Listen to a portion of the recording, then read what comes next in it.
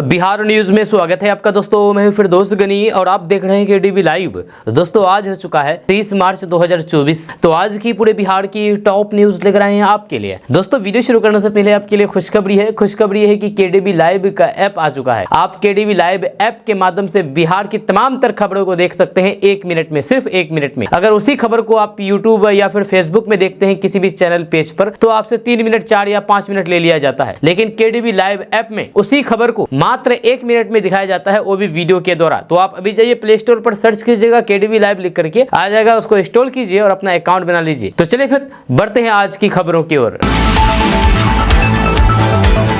दोस्तों मुख्यमंत्री नीतीश कुमार समेत सारे बिहार के दिग्गज नेता दिल्ली पहुंचे हैं। जब मुख्यमंत्री नीतीश कुमार, उप मुख्यमंत्री विजय चौधरी, लोक जनशक्ति पार्टी के सांसद चिराग पासवान दिल्ली पहुंचे हैं। जब बिहार के करीब 20 दिग्गज राजनेता दिल्ली पहुंच रहे हैं। शनिवार को दिल्ली में भारत रत्न अलंकरण समारोह में शामिल होने के लिए इन सभी को बुलाया गया है। इस बार जननायक कर्पूरी ठाकुर को भारत रत्न दिया जा रहा है। भारत रत्न देश का सर्वोच्च सम्मान है और इस बार कर्पूरी ठाकुर के नाम की घोषणा के साथ ही बिहार में 2020 के जनादेश से बनी सरकार की वापसी का रास्ता बना था।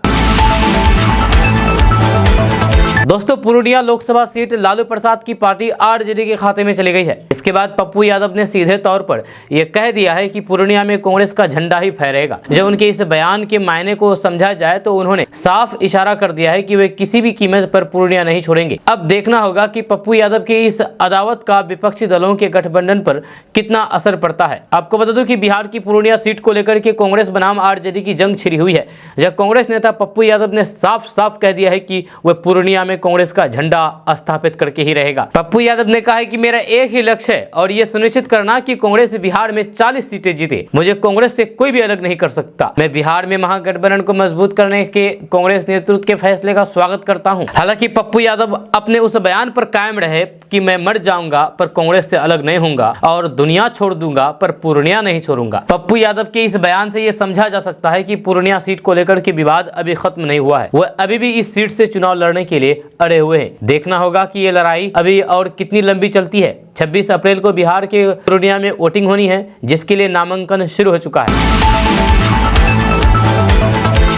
भारतीय जनता पार्टी के नेता गिरिराज सिंह एक बार फिर से महागठबंधन पर निशाना साधते हुए टुकड़े टुकड़े गैंग पर हमला बोला। गिरिराज सिंह ने कहा कि कम्युनिस्ट देश में टुकड़े टुकड़े गैंग का प्रतिनिधित्व करने वाली पार्टी है। देश में श्री बाबू की कीर्ति को अगर किसी ने बर्बाद किया तो वह कम्युनिस्ट पार्टी है। बेगूसराय में केवल फर्टिलाइजर इंडस्ट्री ही नहीं बल्कि दौना औद्योगिक क्षेत्र को भी तबाह और बर्बाद करने में उन्हीं लोगों का हाथ है। आज हमारी लड़ाई केवल विकास का होगा, जहाँ नीतीश कुमार और नरेंद्र मोदी द्वारा किए गए विकास कार्यों का होगा। ये कहना है गिरिराज सिंह का। उन्होंने कहा कि बिहार के लोग 2005 के पहले की जंगल राज वाली सरकार को अब तक नहीं भूल पाए हैं। 2005 के पहले बिहार की क्या स्थिति थी, कुछ भी हो जाए बिहार के लोग फिर से 2005 के पहले वाले हालात बिहार में नहीं आने देंगे। इस बार की लड़ाई 80 और 20 की होगी। बिहार की सभी 40 सीटों पर एनडीए के उम्मीदवारों के रूप में नरेंद्र मोदी के प्रतीक खड़े होंगे।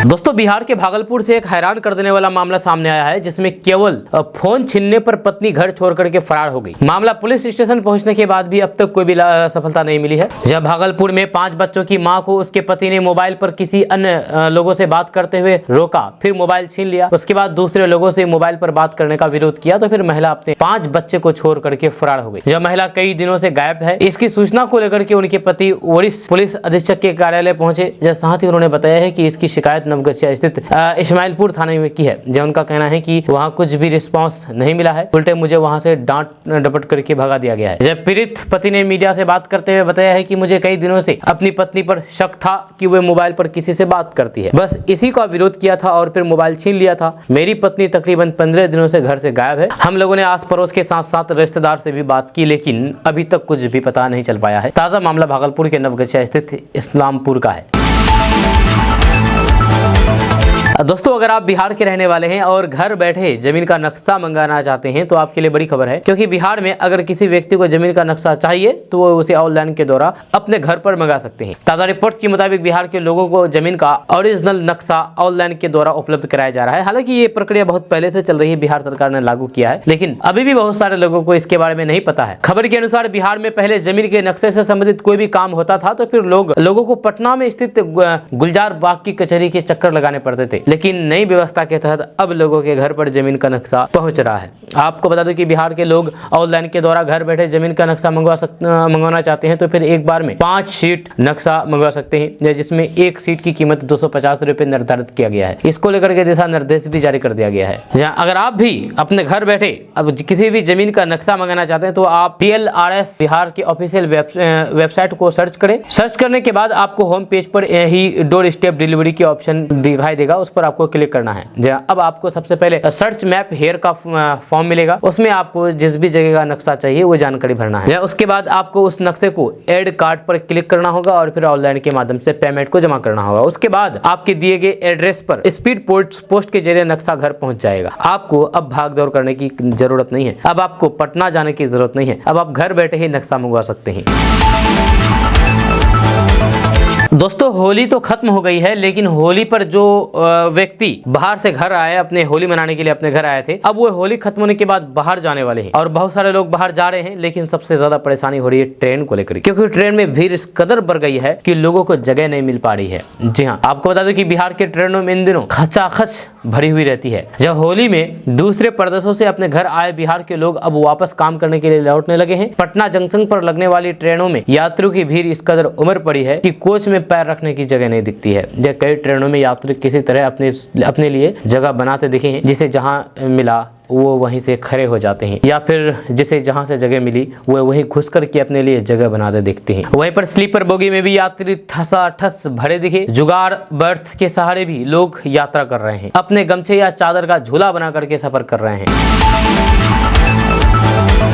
दोस्तों क्या आप भी पीएम किसान सम्मान निधि स्कीम का फायदा ले रहे हैं? अगर ऐसा है तो फिर 31 मार्च की तारीख आप लोगों के लिए खास है। जब सरकार की तरफ से अब तक 16 किस्तों का पैसा जारी किया जा चुका है। जब सरकार 7वीं किस्त का पैसा किसानों के बैंक खाते में जल्द ही जारी करेगी। लेकिन इस स्कीम के तहत 2000 रुपए का फायदा लेने के लिए आपको KYC कराना बहुत जरूरी है। जिन भी किसानों ने अभी तक KYC नहीं कराई है वे जल्द ही KYC करा ले। आप पीएम किसान ऐप और CSP के जरिए KYC करा सकते हैं। अगर आपने KYC नहीं कराया है तो फिर आपको सालाना 6000 रुपए का नुकसान हो सकता है, आपको पैसा नहीं मिल सकता है। केंद्र सरकार की तरफ से इस योजना में किसानों को सालाना 6000 रुपए की राशि दी जाती है। इस राशि को 3 किस्तों में दिया जाता है। हर 4 महीने में किसानों को पैसे मिलते हैं। अगर आप भी अभी तक अपने पीएम किसान योजना के लिए KYC नहीं कराया है तो जल्द से जल्द करा लें। आपको बता दें कि पीएम किसान मोबाइल ऐप के द्वारा फेस ऑथेंटिकेशन के जरिए भी आप KYC करा सकते हैं। ये ऐप आप गूगल प्ले स्टोर से डाउनलोड कर सकते हैं और आप पीएम किसान की आधिकारिक वेबसाइट pmkisan.gov.in के जरिए भी KYC करा सकते हैं।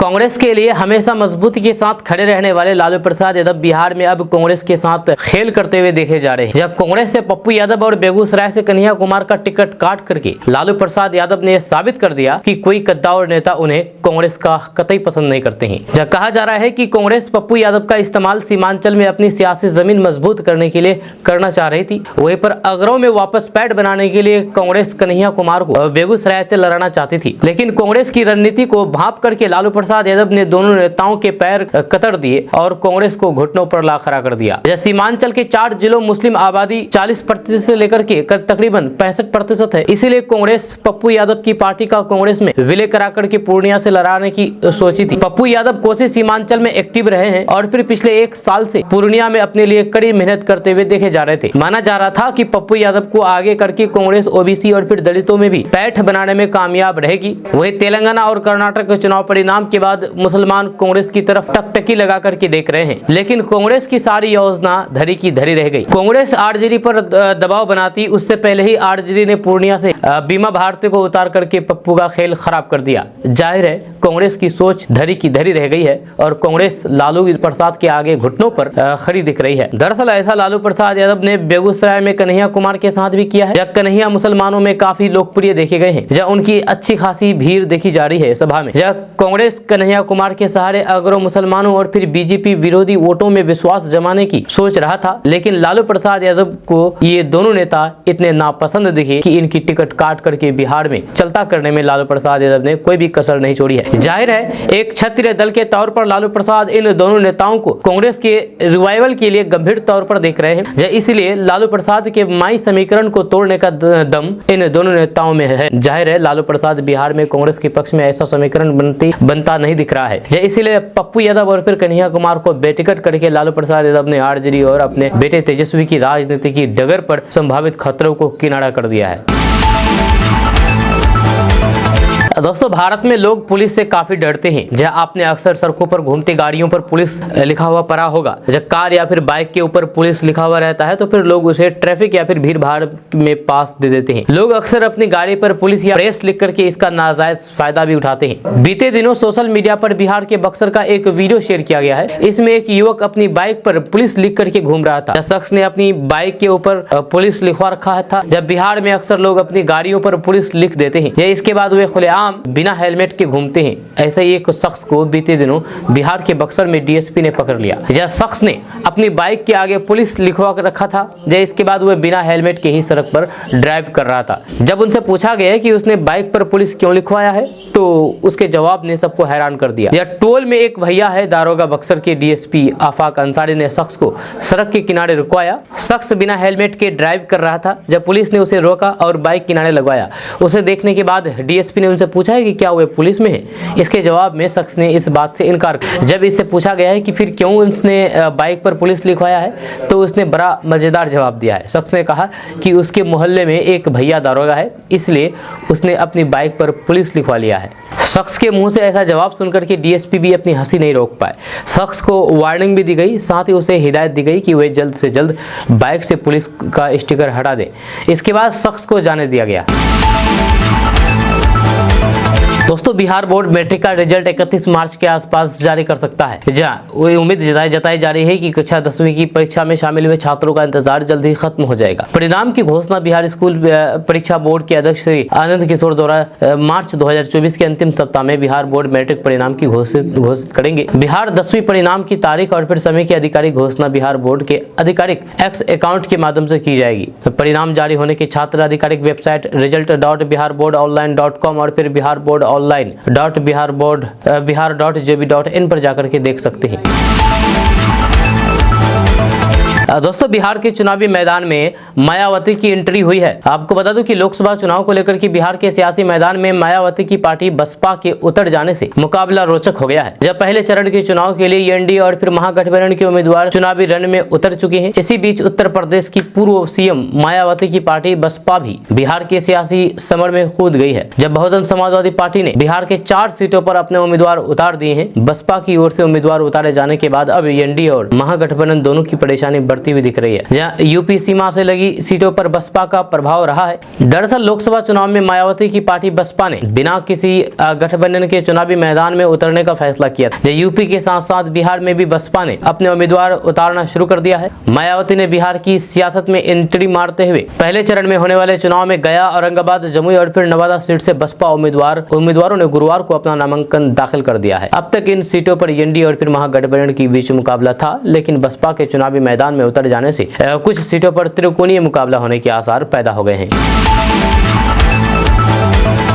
क्या आपको पता है कि प्रशांत किशोर के पास कितना पैसा है, उनके बैंक अकाउंट में कितना पैसा है? और साथ ही साथ क्या आपको पता है कि प्रशांत किशोर के जूते कितने के हैं? ये सवाल इंटरव्यू में प्रशांत किशोर से पूछा गया, तो प्रशांत किशोर ने क्या जवाब दिया है हम आपको भी बताएंगे। आपको बता दूं कि इंटरव्यू के दौरान प्रशांत किशोर ने बताया कि जनसुराज यात्रा के लिए किसी से फंडिंग नहीं ली है। जिन लोगों की उन्होंने मदद की है वो मदद कर रहे हैं। जैसे आंध्र प्रदेश में कोई इंडस्ट्रियल है और फिर उन्होंने मेरा काम देखा है, या फिर मैंने किसी की सांसद बनाने में मदद की तो फिर वे करते हैं मदद। बिहार में आज तक एक पैसा मैंने किसी से नहीं लिया है और जो मेरी जमा पूंजी है वो लगाई है। प्रशांत किशोर से बैंक बैलेंस के बारे में पूछे जाने पर कहा कि मेरे अकाउंट में कुछ ऐसा पैसा नहीं है जो बताएगा कि मैं कितना अमीर हूँ। मेरे पास अनअकाउंटेड मनी तो नहीं है। मैं एक मिडिल क्लास फैमिली से हूँ और मेरी व्यक्तिगत वेल्थ या फिर व्यक्तिगत संपत्ति में कोई रुचि नहीं है। वहीं पर प्रशांत किशोर से जूता के बारे में पूछा गया है कि आपके जो जूते हैं वे कितने के हैं, तो प्रशांत किशोर ने कहा कि यात्रा के दौरान मेरे कई जूते घिस गए, ये चौथा है। जूता तो फट जाता है, ये मुझे नहीं पता था कि खराब सड़कों पर चलने से जूता फट जाता है। उन्होंने अपने जूते की कीमत भी बताई है। जब प्रशांत किशोर ने बताया है कि एसिस के 12 से 13,000 रुपए की जूते पहने हैं, लेकिन वे भी 4 महीने से ज्यादा नहीं चलते हैं। जब यात्रा के दौरान गाँव में जाते हैं, जब सड़कें अच्छी नहीं होते हैं तो फिर जूते फट जाते हैं। वहीं पर प्रशांत किशोर ने अपनी शादी पर भी बात की है और बताया है कि उनकी पत्नी डॉक्टर है और वे असम से हैं। जब उनका एक बेटा भी है जो अभी 8वीं में पढ़ रहा है। जब रोमांस के सवाल पर प्रशांत किशोर राठौर ने कहा है कि मेरी शादी तो लव मैरिज ही है। उन्होंने बताया है कि उनकी पत्नी भी उनके कामों का सपोर्ट करती है। दोस्तों, भाजपा के बिहार प्रदेश अध्यक्ष सम्राट चौधरी ने कहा कि नरेंद्र मोदी की सरकार ने पाकिस्तान को उनकी भाषा में ही जवाब देकर के उसकी बोलती बंद कर दी है। ये मोदी की गारंटी है कि पाकिस्तान के पटाखे का जवाब हमारे सैनिक तोप के गोले से देने के लिए तैयार बैठे हैं, लेकिन अब कोई भी पटाखा छूटता नहीं है। उन्होंने अपने संबोधन में रशिया यूक्रेन युद्ध के दौरान भारतीय छात्रों की वतन वापसी में प्रधानमंत्री की भूमिका को रेखांकित करके खूब तालियां बटोरी। उन्होंने बताया है कि प्रधानमंत्री नरेंद्र मोदी एकलौते ऐसे पीएम है जिन्होंने 530 में से 529 संकल्पों को पूरा किया है। इसके बाद वे आपका समर्थन मांग रहे हैं। उन्होंने कहा है कि विकसित बिहार के लिए भी डबल इंजन की सरकार की जरूरत है।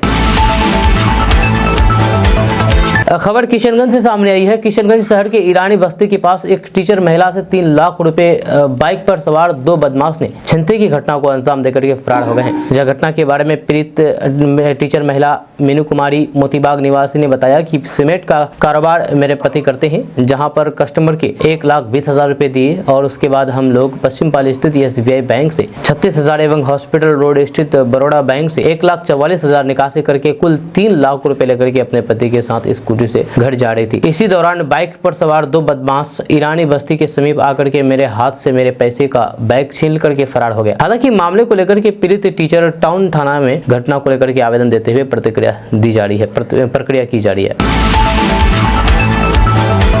अभी हम बात करेंगे किशनगंज के एक ऐसे नेता की जो हर चुनाव में चुनाव लड़ते हैं। आज से नहीं, जमाना से चुनाव लड़ते हैं, लेकिन एक भी चुनाव नहीं जीते। और ये कोई और नहीं है बल्कि ये गैस वाला है। जी हाँ, गैस बांटते हैं घर जा करके, और ये हर चुनाव में, चाहे MP का चुनाव हो या फिर लोक विधानसभा का चुनाव हो, हर चुनाव में चुनाव लड़ते हैं। आपको बता दें कि इन्होंने सैयद शाहनवाज हुसैन के खिलाफ भी चुनाव लड़ चुके हैं और यहाँ तक कि तस्लीमुद्दीन के खिलाफ भी चुनाव लड़ चुके हैं किशनगंज से। इस बार भी चुनाव की तैयारी में जुटे हुए हैं। किशनगंज से हर साल चुनाव लड़ने वाला LPG गैस वेंडर छोटे लाल महतो लोकसभा चुनाव की तारीख आते ही फिर से तैयारी में जुट गया है। सड़क से लेकर के चौक चौराहों पर लोगों से मिलकर के वोट मांगना शुरू कर दिया है। छोटे लाल महतो ने पूर्व केंद्रीय मंत्री सैयद शाहनवाज हुसैन, सीमांचल के कद्दावर नेता मोहम्मद तस्लीमुद्दीन सहित कई दिग्गज नेताओं के खिलाफ चुनाव लड़ चुका है। हालांकि अब तक एक बार भी जीत का चेहरा देखने को नहीं मिला।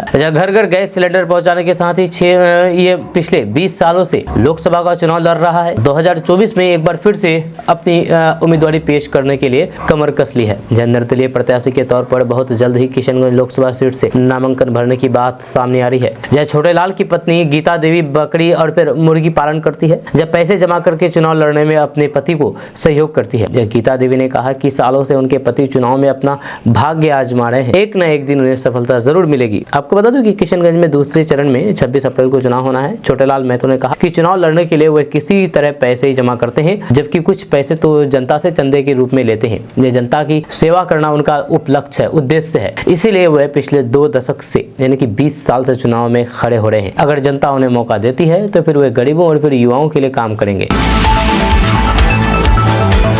लोकसभा चुनाव के दूसरे चरण के लिए नॉमिनेशन प्रक्रिया शुरू हो चुकी है। जहां बिहार की 5 लोकसभा सीटों पर 28 मार्च से 4 अप्रैल तक नॉमिनेशन होना है। ऐसे में नॉमिनेशन के पहले दिन बतौर NDA कैंडिडेट संतोष कुशवाहा ने पूर्णिया लोकसभा सीट से नामांकन दाखिल किया है। इस दौरान बिहार सरकार के मंत्री विजय चौधरी, मंत्री लेसी सिंह और फिर पूर्व डिप्टी CM तारकेश्वर प्रसाद के साथ नामांकन करने पहुंचे। वहीं नामांकन को लेकर के समर्थकों में गजब का उत्साह देखा गया है। जब नॉमिनेशन से पहले संतोष कुशवाहा डगरुआ स्थित पैतृक गाँव कोचेली रामपुर गए। जब नॉमिनेशन से पहले मां का आशीर्वाद लिया। इसके बाद कोचेली रामपुर धाग दुर्गा मंदिर, पूरन देवी मंदिर जाकर के मथा टेका और फिर पूजा अर्चना की। आपको बता दूं कि NDA प्रत्याशी संतोष कुशवाहा पिछले 2 टर्म से सांसद हैं, जब तीसरी बार भी जदयू ने अपना भरोसा दिखाते हुए बतौर NDA प्रत्याशी चुनावी मैदान में उतारा है। नॉमिनेशन पर्चा दाखिल करके समर्थकों का अभिवादन स्वीकार करते हुए NDA प्रत्याशी संतोष कुशवाहा ने कहा कि वे देश के प्रधानमंत्री नरेंद्र मोदी और बिहार के मुख्यमंत्री और पार्टी के मुखिया नीतीश कुमार को धन्यवाद देते हैं कि उन्होंने तीसरी बार उनके विकास पर भरोसा किया और तीसरी बार लोकसभा का प्रत्याशी बनाया है। दोस्तों, बिहार में महागठबंधन के बीच सीटों का बंटवारा हो गया है, जहां महागठबंधन ने पप्पू यादव का पत्ता काट दिया है। जब पूर्णिया का सीट RJD खाते में जाने से खफा पप्पू यादव ने प्रेस कॉन्फ्रेंस को संबोधित करते हुए कहा कि वे पूर्णिया से फ्रेंडली फाइट करेंगे। पप्पू यादव ने कहा कि उनका सपना बिहार के सभी 40 सीटों पर कांग्रेस का झंडा बुलंद करना है और फिर राहुल गांधी को प्रधानमंत्री बनते देखना है। 4 अप्रैल को पप्पू यादव पूर्णिया से कांग्रेस के सिंबल पर नामांकन करेंगे। जी हाँ, यानी कि ये फाइनल हो चुका है कि पप्पू यादव पूर्णिया से चुनाव लड़ेंगे।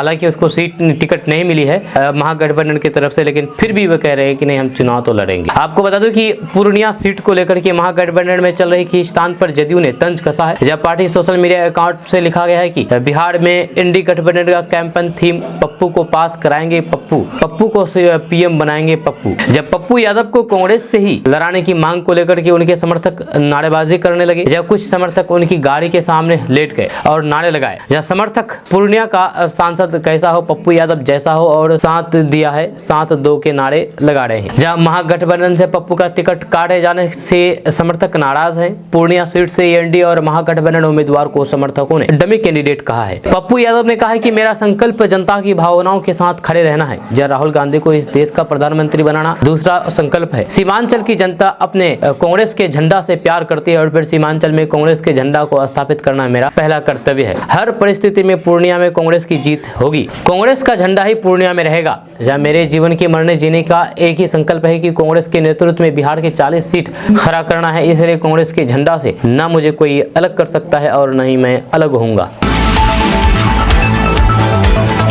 दोस्तों बिहार से एक बड़ी खबर सामने आई है कि बिहार में महागठबंधन की सीटों का बंटवारा हो गया है। जहां पटना में आरजेडी ऑफिस में ज्वाइंट प्रेस कॉन्फ्रेंस में इसका ऐलान किया गया है। आरजेडी 26 सीटों पर चुनाव लड़ेगी, जबकि कांग्रेस को 9 सीट और फिर लेफ्ट को 5 सीटें मिली है। जहां लेफ्ट की 5 में से माले 3, सीपीआई बेगूसराय और फिर सीपीएम खगड़िया से चुनाव लड़ेगी। जहां सबसे ज्यादा पेंच पूर्णिया सीट को लेकर के था, जहां ये सीट अब आरजेडी के खाते में है। इसकी वजह से पप्पू यादव का पत्ता कट गया है। जहाँ जदयू से आरजेडी में आई बीमा भारती इस सीट पर महागठबंधन की उम्मीदवार होगी। यह पिछले लोकसभा चुनाव में लालू प्रसाद यादव की पार्टी आरजेडी 19 और फिर कांग्रेस 9 सीटों पर चुनाव लड़ी थी। लेफ्ट ने अलग होकर के 6 सीटों पर अपने उम्मीदवार खड़े किए। दिल्ली में राजद और फिर कांग्रेस नेताओं के बीच 3 दिनों तक मंथन के बाद नियम और फिर शर्तों के साथ फॉर्मूला तय हुआ है। अब भी तेजस्वी यादव दिल्ली में है। यह पटना में आरजेडी दफ्तर में आरजेडी के प्रदेश अध्यक्ष जगदानंद सिंह, कांग्रेस के प्रदेश अध्यक्ष अखिलेश प्रसाद सिंह, आरजेडी नेता अब्दुल बारी सिद्दीकी, श्याम रजक, उदय नारायण चौधरी और लेफ्ट पार्टियों से भी धीरेन्द्र झा, राम नरेश पांडे मौजूद थे।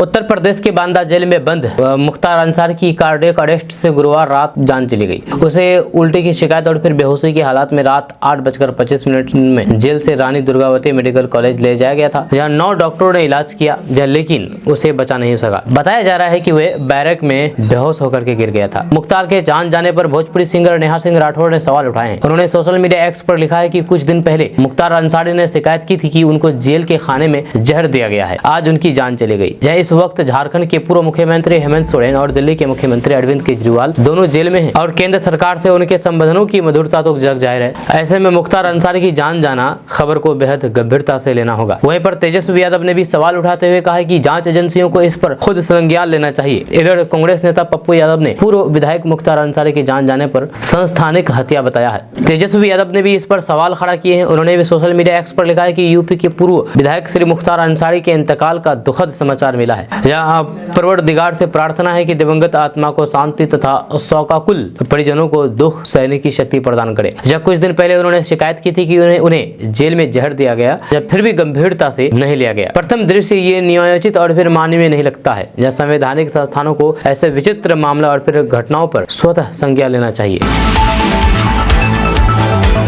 मुख्तार अंसारी के मौत मामले पर असदुद्दीन ओवैसी ने बड़ा बयान दिया है। असदुद्दीन ओवैसी ने कहा कि मुख्तार अंसारी की मौत जहर देकर के किया गया है, ऐसा परिवार वालों ने कहा। परिवार वालों का हवाला देते हुए असदुद्दीन ओवैसी ने कहा कि मुख्तार अंसारी को स्लो पॉइजन दिया गया है, इस स्लो पॉइजन की वजह से उनकी मौत हुई है, ऐसा परिवार वालों ने कहा है। साथ ही साथ असदुद्दीन ओवैसी ने कहा है कि ये बड़ा गंभीर मामला है, क्योंकि जुडिशियल कस्टडी में मौत होना ये कोई छोटा मोटा मामला नहीं है। इसको जांच होनी चाहिए और जांच सच्चाई से जांच होनी चाहिए। जो जांच में जो दोषी पाया जाएगा, जो भी रिपोर्ट आएगी, उस रिपोर्ट पर कार्रवाई की जानी चाहिए। क्योंकि इसके परिवार वाले, मुख्तार अंसारी के परिवार वाले आरोप लगा रहे हैं कि इसको पॉइजन दिया गया था, स्लो पॉइजन दिया गया था। क्योंकि जब मुख्तार अंसारी के परिवार वाले इनको देखने के लिए इनके पास पहुंचे थे, मुख्तार अंसारी के पास, तो मुख्तार अंसारी ने खुद ये बात अपने परिवार वालों को बताया था कि मुझे पॉइजन दिया गया है, स्लो पॉइजन दिया गया है और मैं धीरे धीरे मौत के मुंह में समा रहा हूँ। साथ ही साथ मुख्तार अंसारी ने यह भी कहा था कि मेरा शरीर लगता है कि जा रहा है, लेकिन रूह यही है, कब मैं चला जाऊंगा कोई पता नहीं, क्योंकि मुझे जहर दिया गया है।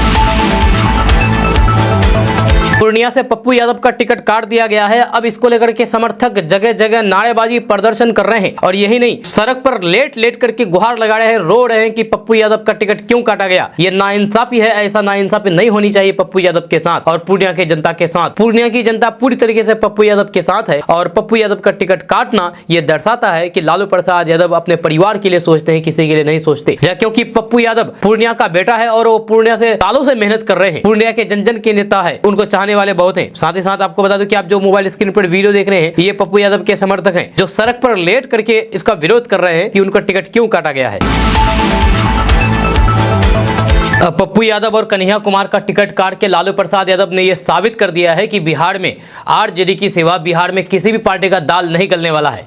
जब बिहार में आरजेडी अपने सामने में किसी को सामने आने नहीं देना चाहेगी, क्योंकि अगर आरजेडी को टक्कर देने वाला कोई आ जाता है तो फिर आरजेडी का अस्तित्व खतरे में पड़ जाएगा। लालू प्रसाद यादव किसी भी नेता को अपने बराबर में कभी ना बैठाना चाहेगी और ना ही कभी उनसे बड़ा कोई नेता बने बिहार में, ये हमेशा जुगत में लगे रहते हैं। हाल फिलहाल ही देखा गया है कि पप्पू यादव पूर्णिया से लोकसभा चुनाव लड़ने के लिए कांग्रेस ज्वाइन की थी और उनको पूरा उम्मीद था कि कांग्रेस पार्टी से यहां से हमको टिकट मिलेगी तो हम पूर्णिया से चुनाव लड़ेंगे। लेकिन लालू प्रसाद यादव ने ऐसा चाल खेल दिया कि पप्पू यादव ना घर के रहे ना घाट के।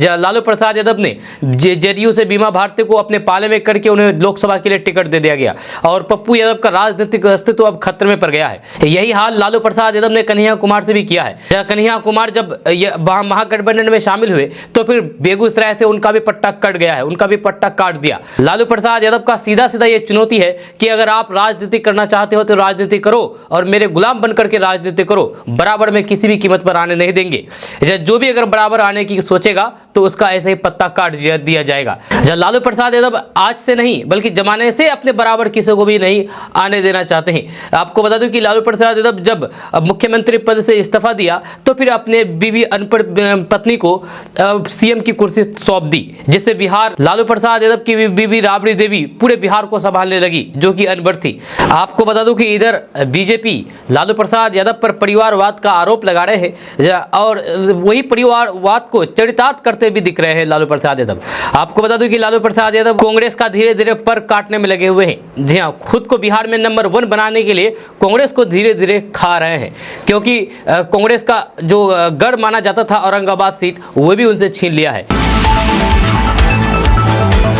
अब बेटी बचाओ बेटी पढ़ाओ का नारा देने वाली और महिलाओं को राजनीति में लाने की हिमायती का मुलम्मा जाहिर करने वाले बीजेपी ने बिहार में एक भी महिला को उम्मीदवार नहीं बनाया है। एक भी महिला को टिकट नहीं दिया है बिहार में बीजेपी ने। लोकसभा चुनाव की जारी सूची यानी कि जारी लिस्ट को देखने से तो ऐसा लगता है कि कुछ रोज पहले बिहार में अपने कोटे की 17 सीटों के लिए प्रत्याशियों की सूची बीजेपी ने जारी की थी। लोकसभा चुनाव के लिए जारी सूची को देखने से तो ऐसा ही लगता है। आपको बता दो कि कुछ रोज पहले ही बिहार में अपने कोटे की 17 सीटों के लिए प्रत्याशियों की सूची में बीजेपी ने जारी की है। ये अलग बात है कि बिहार के लिए अपने 40 प्रमुख प्रचारकों की सूची सोमवार को जारी की है। उसमें 4 महिला नेत्रियों के नाम है। इसमें केंद्रीय मंत्री स्मृति ईरानी, हाल ही में निर्वाचित राज्यसभा सांसद नाम है, लेकिन उम्मीदवारों की सूची में एक भी महिला का नाम नहीं है। जी हाँ, वहीं पर एनडीए का घटक दल जदयू ने बंटवारे में मिली 16 संसदीय सीटों में से 2 महिला उम्मीदवार उतारे हैं। शिवहर सीट से लवली आनंद और फिर सीवान से विजय लक्ष्मी देवी को है। बाकी 14 सीटों पर पुरुष उम्मीदवारों को मौका मिला है। दोस्तों, बिहार भाजपा के प्रदेश अध्यक्ष सम्राट चौधरी ने लालू प्रसाद यादव की किडनी को लेकर के बड़ी बातें कह दी थी। उन्होंने कहा था कि लालू प्रसाद यादव किडनी के बदले टिकट बेचे हैं। अब इसी को लेकर के तेजस्वी यादव ने उस पर निशाना साधा है। तेजस्वी यादव ने कहा है कि बिहार के उप मुख्यमंत्री ने नारी शक्ति और फिर बिहार की बेटी को लेकर के जो विवादास्पद और घृणास्पद बयान दिया है, भाजपा के चरित्र को दर्शाता है। ऐसी सोच न हमारे संस्कारों में है और न बिहार की संस्कृति में। उन्होंने कहा है कि वे ईश्वर से प्रार्थना करेंगे कि उप मुख्यमंत्री और उनकी पार्टी को मात्र शक्ति का और फिर सम्मान करने की सद्बुद्धि दे। तेजस्वी यादव ने कहा है कि मैं समस्त कार्यकर्ता और फिर बिहार वासियों से भी आग्रह करता हूं कि वो बेटी वंदना के साथ अपने हर कार्य का प्रारंभ करें। तेजस्वी यादव ने कहा है कि भाजपा ने बिहार में एक भी महिला को लोकसभा चुनाव में उम्मीदवार नहीं बनाया, महिला विरोधी होने का परिचय दिया है। जहां हमने पहले भी कहा था कि महिला आरक्षण बिल इनका ढकोसला था। बिहार की पहचान भाजपा नहीं है, बिहार ओछो बयान देने वालों की धरती नहीं है। तेजस्वी यादव ने कहा है कि बिहार माता सीता की जन्म जन्मस्थली है। बिहार बेटियों का, माताओं का, महिलाओं का सम्मान करने वाली पावन धरती है, जहाँ हमारे संस्कार, हमारे आचरण व्यवहार में मातृशक्ति का सर्वोच्च महत्व है और हमारे कार्यों में इसकी झलक भी मिलती है। इसी कड़ी में बेटी वंदना हमारे बिहार की समृद्ध संस्कारों का आचरण करने की प्रेरणा देगी तथा मति भ्रष्ट एवं पथ भ्रष्ट भाजपा नेताओं को सही पथ पर लाने के लिए प्रेरित करेगी। असदुद्दीन ओवैसी बिहार में चुनाव लड़ रहे हैं, लेकिन यहाँ पर बिहार में ओवैसी किसका खेल बिगाड़ेंगे आपको बता दूं, क्योंकि एआईएमआईएम बिहार में 16 सीटों पर चुनाव लड़ने का ऐलान किया है। आपको बता दूं कि असदुद्दीन ओवैसी यानी कि ऑल इंडिया मजलिस-ए-इत्तेहादुल मुस्लिमीन बिहार में 13 सीटों पर चुनाव लड़ेगी, 100% तय है। गुरुवार को पार्टी ने 3 और लोकसभा सीटों पर अपना उम्मीदवार उतारने की घोषणा कर दी। पार्टी गोपालगंज, शिवहर, पाटलिपुत्र से चुनाव लड़ेगी। यही नहीं, पार्टी मधुबनी सीट पर चुनाव लड़ने का भी विचार कर रही है। यह गुरुवार को पार्टी के प्रदेश अध्यक्ष अख्तरुल ईमान ने पत्रकारों से बात करते हुए घोषणा की है। एआईएमआईएम ने जिन 13 सीटों पर चुनाव लड़ने की घोषणा की है, उनमें 7 पर भाजपा, 5 पर जदयू और 1 पर रालोमो ने उम्मीदवार मैदान में उतार दिया है। उन्होंने सीवान लोकसभा सीट से हिना साहब को समर्थन देने की भी घोषणा कर दी है। कहा है कि यदि वो चुनाव लड़ती है तो फिर हमारी पार्टी उनका समर्थन करेगी। उन्होंने 50% सीटों पर गैर मुस्लिमों को टिकट देने का भी ऐलान किया है। जब पार्टी पहले ही बिहार में पिछले दिनों 11 सीटों पर चुनाव लड़ने की घोषणा कर चुकी है। इसमें सीमांचल की 4 सीटों किशनगंज, अररिया, कटिहार, पूर्णिया के अलावा दरभंगा, बक्सर, गया, मुजफ्फरपुर, उज्जैरपुर, काराकाट और भागलपुर शामिल है। हालांकि बाद में उसने गया सीट से अपना उम्मीदवार वापस ले ली है। इस प्रकार एआईएमआईएम बिहार में 13 सीटों पर चुनाव लड़ेगी। किशनगंज लोकसभा सीट से अमोड़ के विधायक तथा एआईएमआईएम के प्रदेश अध्यक्ष अख्तरुल ईमान खुद चुनाव लड़ेंगे। वहीं अब तक एआईएमआईएम किशनगंज, अररिया, पूर्णिया, कटिहार, दरभंगा, बक्सर, मुजफ्फरपुर, उज्जैरपुर, काराकाट, भागलपुर, गोपालगंज, शिवहर, पाटलिपुत्र से चुनाव लड़ने की घोषणा कर चुकी है। वहीं पर ओबीसी की पार्टी एआईएमआईएम ने हिना साहब को सीवान से चुनाव लड़ने का समर्थन किया था और फिलहाल गया सीट पर दावेदारी छोड़ रखी है। आप भी बिजली बिल देते परेशान हो गए हैं, लेकिन अब आपका बिजली बिल कम आएगा। जी हाँ, आप बिहार के रहने वाले हैं तो अब आपका बिजली बिल कम आएगा। आपको बता दूं कि 1 अप्रैल से बिजली बिल में कमी आ जाएगी। इससे बिहार के 2 करोड़ उपभोक्ताओं को राहत मिलेगी। जब बिहार सरकार ने बिजली कंपनियों को 15,343 करोड़ रुपए अनुदान देकर के विद्युत दर में कमी लाई है। जब बिहार विद्युत विनियामक आयोग प्रत्येक श्रेणी के उपभोक्ता का पक्ष सुनने के बाद ऊर्जा शुल्क में 15 पैसे की कमी कर दिया है। हालांकि फिक्स चार्ज में कोई बदलाव नहीं किया गया है। अब मीटर से बिजली कनेक्शन लेने वाले किसानों को भी सिर्फ 55 पैसे प्रति यूनिट बिजली मिलेगी। जब पहले 70 पैसे प्रति यूनिट लगता था। वहीं पर किसानों को फसल चक्र के अनुसार बिल साल में 4 बार मिलेगा, जब फिक्स चार्ज नहीं लगेगा। जबकि बिना मीटर वाले उपभोक्ताओं को प्रति HP 85 पैसे रुपए की दर से शुल्क भुगतान करने की व्यवस्था की गई है। अब बिहार में पाला बदलने वाले नेताओं की तो बल्ले बल्ले है। जी आपको बता दूं कि सभी दलों की ओर से उन्हें प्रोत्साहन भी मिल रहा है। अंतिम समय में किसी दल में शामिल हुए और फिर टिकट लेने में कामयाब भी हो गए। जब पाला बदलने वाले नेताओं पर भरोसा कमोबेश सभी राजनीतिक दलों को है। इस लोकसभा चुनाव में अब तक जो नाम सामने आए हैं उसमें पाला बदलने वाले कई नेताओं को टिकट मिल चुका है। जब पहले चरण में औरंगाबाद, गया, नवादा और फिर जमुई में चुनाव होने हैं। इसमें औरंगाबाद से राजद ने अभय कुशवाहा को उम्मीदवार बनाया है। अभय कुशवाहा जदयू के पूर्व विधायक हैं। वहीं पर गया जिला के जदयू अध्यक्ष थे। जी हाँ, साथ ही में वे जदयू छोड़ करके RJD में शामिल हुए। अभय कुशवाहा के राजद में जाने और फिर लालू प्रसाद यादव से सिंबल लेने की तस्वीर लगभग सामने आई है। हालांकि औरंगाबाद से इंडिया गठबंधन में कई दावेदार थे। इस सीट से कांग्रेस के वरिष्ठ नेता और पूर्व राज्यपाल निखिल कुमार चुनाव लड़ना चाहते थे, लेकिन सब देखते ही रह गए और अभय कुशवाहा ने बाजी मार ली। वहीं पर दूसरे चरण में किशनगंज, कटिहार, पूर्णिया, भागलपुर और बांका में चुनाव है। जब पूर्णिया से चुनाव लड़ने की तैयारी कांग्रेस नेता पप्पू यादव लंबे समय से कर रहे थे। जब पूर्णिया से टिकट की आस में पप्पू यादव ने अपनी पार्टी जाप का कांग्रेस में विलय कर लिया, लेकिन अंतिम समय में विधायक बीमा भारती ने जदयू से त्याग दिया और RJD से सिंबल ले लिया। इसी तरह जदयू ने भी 2 बाहरी नेताओं को टिकट दिया है। यह राजद छोड़ करके जदयू में शामिल हुए पूर्व सांसद लवली आनंद को पार्टी ने शिवहर से उम्मीदवार बनाया है। शिवहर में छठे चरण में मतदान होना है।